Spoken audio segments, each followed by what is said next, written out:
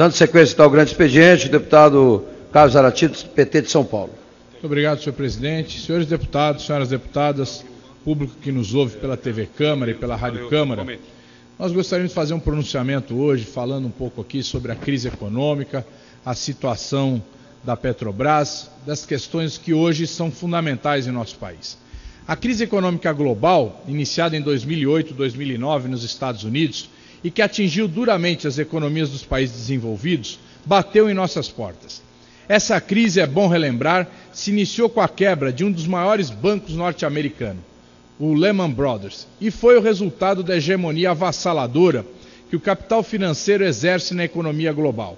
Hegemonia que faz com que essa máquina financeira continue a ser um fator de grandes riscos e incertezas, o que pode levar todo o sistema econômico, ainda sem regulamentação, a uma nova quebradeira. Os nossos governos de Lula e Dilma adotaram uma política econômica que, principalmente pelos seus acertos, conseguiu até meados de 2013 atenuar os efeitos dessa crise global para os que vivem do suor do seu trabalho. As eleições presidenciais de 2014 foram acirradas com o apoio de uma mídia acentuadamente oposicionista. Felizmente, com a formação de uma ampla frente de forças econômicas, sociais e políticas, com os êxitos obtidos nos 8 anos de mandato do presidente Lula e também do primeiro mandato da companheira Dilma, conseguimos a vitória eleitoral por uma margem estreita de votos. A oposição, inconformada com o resultado eleitoral, alegando fraude na contagem dos votos e apoiada por setores da mídia, desencadeou uma crise política vocalizada no Fora Dilma. Reconheço que faltou ao governo Dilma, no início desse segundo mandato, apesar das promessas de diálogo feitas no discurso de posse, uma compreensão política maior de que a aliança dos partidos não se resume à soma dos tempos de televisão no período eleitoral e nem mesmo à distribuição de ministérios e cargos na formação do governo. A oposição, no momento mais agudo da crise, quando conseguiu mobilizar setores conservadores da sociedade, um deles inclusive pedindo abertamente a intervenção militar e uma nova ditadura, chegou a reivindicar o impeachment da presidenta sem nenhuma base legal e, sobretudo, política. Felizmente, a presidenta Dilma soube atuar politicamente para reverter a crise política em andamento e chamou para a coordenação política do governo o PMDB, principal partido da aliança eleitoral responsável pela nossa vitória. Tratava e trata-se de que todos os partidos responsáveis pela vitória eleitoral participem efetivamente também das decisões do governo para enfrentar a crise, o que vem agora ocorrendo sob a coordenação do vice-presidente Michel Temer. Na Câmara, na disputa eleitoral pela presidência da Casa, a nossa bancada se afastou dessa correta política de alianças. Importante observar que no mundo globalizado de hoje, as nações desenvolvidas, particularmente os Estados Unidos, que tiveram sempre na América do Sul o seu quintal, estavam desde o governo Lula em discordância com a orientação da nossa política externa. Não aprovavam o nosso apoio aos governos progressistas da América do Sul e abertamente criticaram a criação da Unasul. A própria presidenta Dilma e a Petrobras, empresa estratégica para a conquista da nossa soberania, foram vigiadas pelo governo norte-americano. Para enfrentar a crise econômica, a presidenta Dilma, sob pressão do mundo empresarial e particularmente do setor financeiro, tem procurado retomar o crescimento com investimentos em infraestrutura. Para pôr em prática essa política, a presidenta vem adotando medidas de ajuste, reivindicadas pelos empresários, com propostas similares àquelas preconizadas pela oposição. No entanto, a oposição teima sistematicamente em tentar obstruir e impedir que essas medidas de ajuste sejam tomadas. O atual ministro da Fazenda e também o titular do Banco Central tem como uma das suas principais metas estabilizar a inflação e reobter a confiança dos empresários. Isso vem sendo feito muitas vezes com a redução do nível de emprego e da renda dos assalariados, que era um programa proposto pela oposição. Tanto isso é verdade que um dos seus principais economistas do PSDB, o senhor Luiz Carlos Mendonça de Barros, escreveu em recente artigo que a nova política econômica do ministro Levi já vem produzindo resultados com o aumento do desemprego e a redução da massa salarial, principalmente na nossa indústria. O Banco Central tem dado também a sua cota, adotando uma política monetária de continuada elevação da taxa de juros, a pretexto de reduzir a inflação para a meta de 4,5%. Exatamente na contramão da política adotada pelos Estados Unidos, pelo Japão e agora pela Comunidade Europeia, que buscam retomar o crescimento com taxas de juros mais baixas, estímulos fiscais e medidas protecionistas. Os bancos estão muito felizes com essa política do Banco Central, até porque nós temos observado aumentos na sua lucratividade de mais de 40%. É necessário, senhores e senhoras deputados, que nós tenhamos uma política que também leve em conta a taxação do capital. Por exemplo, a taxação de atividades especulativas, como as letras de crédito imobiliárias, que não são taxadas, a taxação dos juros sobre capital, que não é taxado, os dividendos, que também não são taxados, e que nós apliquemos aqui, efetivamente, aquilo que está na nossa Constituição, a tributação sobre as grandes fortunas e a tributação sobre herança. Não é possível que essas grandes fortunas que se formam ao longo de anos, principalmente devido ao esforço de milhares e milhões de trabalhadores, acabem sendo transferidas sem nenhuma tributação sequer. Isso não é uma política, uma invenção da esquerda brasileira. Isso é uma política aplicada em todo o mundo. Isso é uma política levada a cabo no mundo capitalista. E não há porquê no Brasil nós aqui não façamos essa discussão e não façamos uma regulamentação dessa tributação. Porque essas sim seriam as condições, nos dariam as condições de que nós tivéssemos recursos, não só para garantir melhoria de qualidade no atendimento à população, nas áreas da saúde, da educação, garantindo o mínimo constitucional para que a gente possa evoluir as duas questões, como também para que nós efetivamente tenhamos investimentos em infraestrutura que são fundamentais para melhorar a produtividade em nosso país. Eu divirjo aqui do ex-deputado e ex-ministro Delfim Neto, que outro dia escreveu que se ganhava a produtividade reduzindo a folha de pagamento das empresas. Não, eu divirjo, e muitas vezes concordei com o ex-deputado Delfim Neto, mas nesse ponto eu considero que nós ganhamos produtividade, sim, inovando nas empresas, fazendo pesquisa científica e tecnológica, fazendo melhoria da infraestrutura nacional, para que os preços dos nossos produtos sejam barateados e que a população possa consumir mais e o Brasil exportar mais. Portanto, é necessário que nós façamos uma discussão efetiva da política econômica que vem sendo adotada no ajuste. Queremos ajuste sim. O Brasil não pode gastar mais do que arrecada. O governo não pode gastar mais do que arrecada. Mas efetivamente nós precisamos que esse ajuste seja distribuído corretamente e que aqueles que têm mais, que ganham mais, paguem também mais para que essa crise seja debelada. É claro que a presidenta Dilma tem buscado encontrar outras fontes de recursos para realizar os investimentos em infraestrutura. Significativo é o acordo com a China, que prevê o investimento de mais de 53 bilhões de reais, que certamente no médio e no curto prazo reverterão na criação de mais empregos e renda para os trabalhadores. Dessa forma, a presidenta tem tomado iniciativas que demonstram seu firme propósito de superar a crise, não só com o ajuste que até o momento tem sobrecarregado os assalariados.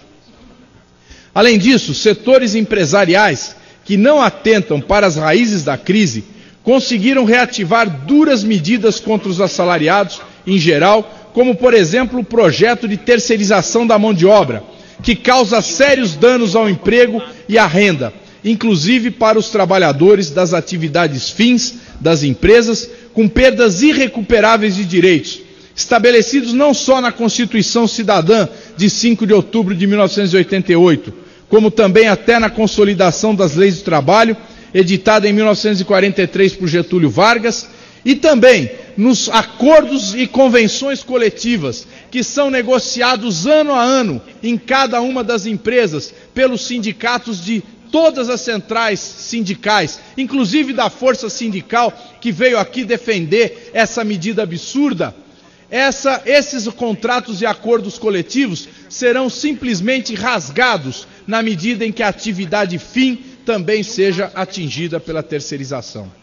É claro que o nosso partido, a Central Única dos Trabalhadores e os movimentos sociais se opõem a essas medidas de ajuste e a nossa bancada, alinhada com essa visão, tem procurado corrigir os exageros de uma conta que vem recaindo mais sobre os ombros dos trabalhadores do que do capital financeiro e dos empresários.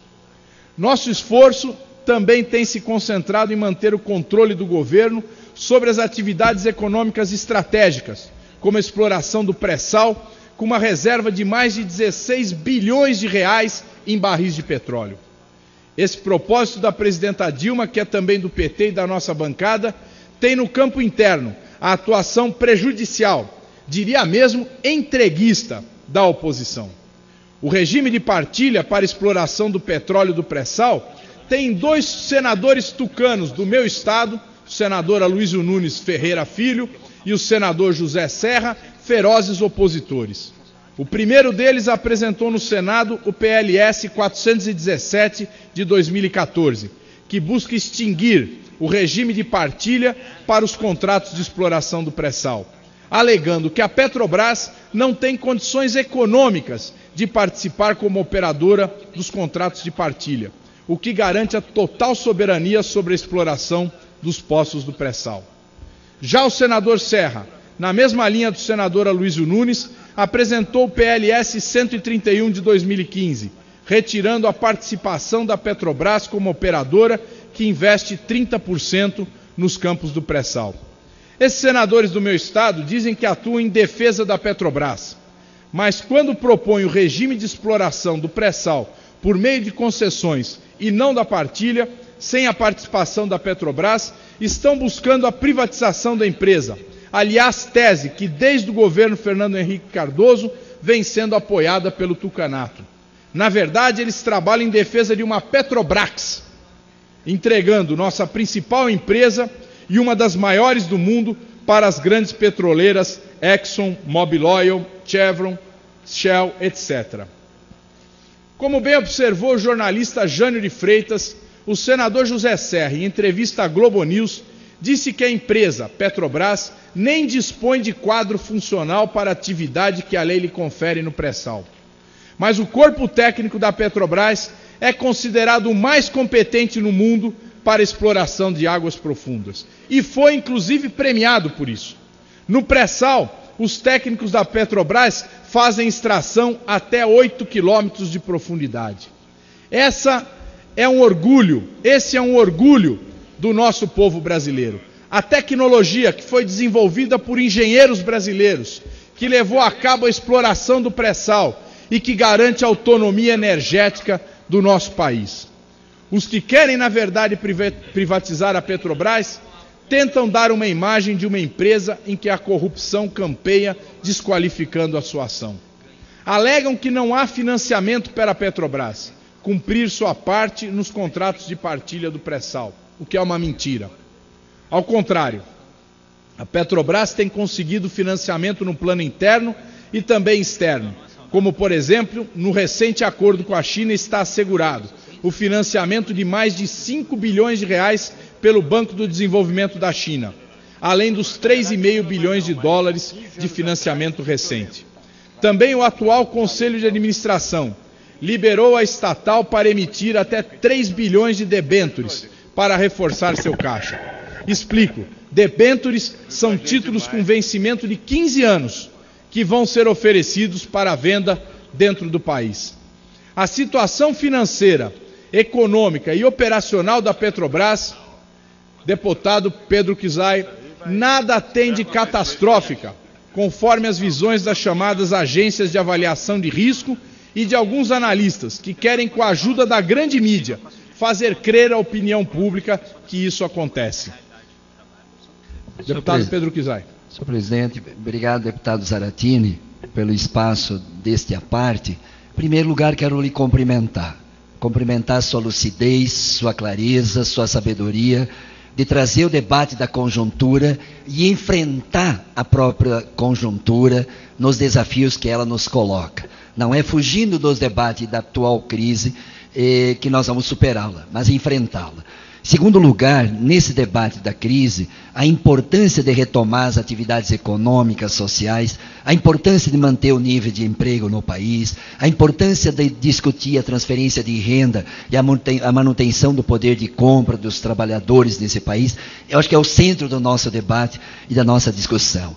Em segundo lugar, a clareza e a lucidez de nos opor a 4330, na área da terceirização, na área fim, que é um retrocesso da civilização brasileira e mundial, quando desmonta e desestrutura e fragiliza as relações do mundo do trabalho no emprego direto.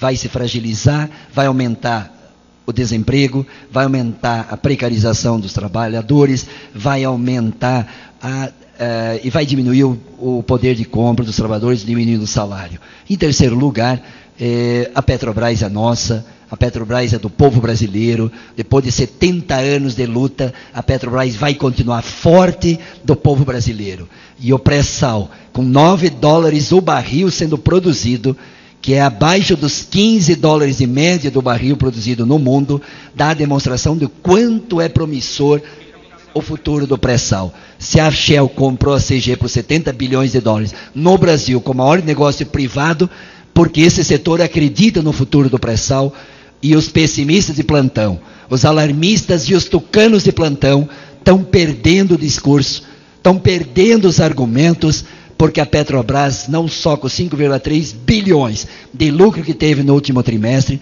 mas a horizonte e o futuro. Quando vejo um deputado há pouco dizendo que é importante para o Brasil a Petrobras investir em novas refinarias, em novas plataformas, é disso que nos somamos e é desse futuro que nós acreditamos. Aos poucos, o golpismo, a tragédia, o alarmismo está dando lugar à esperança, e à esperança de um futuro cada vez melhor, capitaneado e coordenado pela presidenta Dilma. Parabéns, deputado Zaratini. Muito obrigado, deputado Pedro Kizai, sempre colaborando com o debate e sempre propondo aquilo que é fundamental para o país, e aqui travando sempre o debate nessa casa. Deputado Pedro é um orgulho de Santa Catarina e tenho certeza vai estar sempre aqui defendendo aquilo que é melhor para o povo brasileiro e para o nosso país. Para concluir, senhor presidente, eu gostaria de dizer que nossa bancada vai continuar aqui nesse plenário, nessa casa, nesse Congresso Nacional, defendendo esses valores, defendendo o povo brasileiro, defendendo a distribuição de renda e o desenvolvimento nacional, defendendo que a Petrobras continue sendo uma empresa brasileira, uma empresa forte, uma empresa com grande participação na exploração do petróleo desse país. Porque nós temos certeza que essa riqueza, a riqueza energética, nós não podemos prescindir dela, porque ela é fundamental para que nós tenhamos o nosso desenvolvimento. Quantos países não ficam para trás no crescimento econômico porque não tem energia suficiente para poder avançar? Quantos países sofrem por conta disso? E nós, deputado Pedro, o senhor conhece muito bem isso, somos um país rico no petróleo, somos um país rico na energia hidrelétrica, somos um país rico no etanol, somos um país rico nos ventos e na energia solar. E nós queremos que isso continue sendo uma riqueza que possa trazer benefícios a quem? Ao nosso povo brasileiro, aos mais humildes brasileiros que vivem nas periferias das grandes cidades, que vivem no interior desse país, nos lugares mais distantes da Amazônia, em todos os cantos, em todos os rincões. E é isso que a nossa bancada vai continuar lutando nessa casa. Muito obrigado, senhor presidente, muito obrigado, senhores deputados e deputadas. Que não que sejam menos importantes. Um segundo encaminhamento. Ministério de Santos, no meu estado de São Paulo.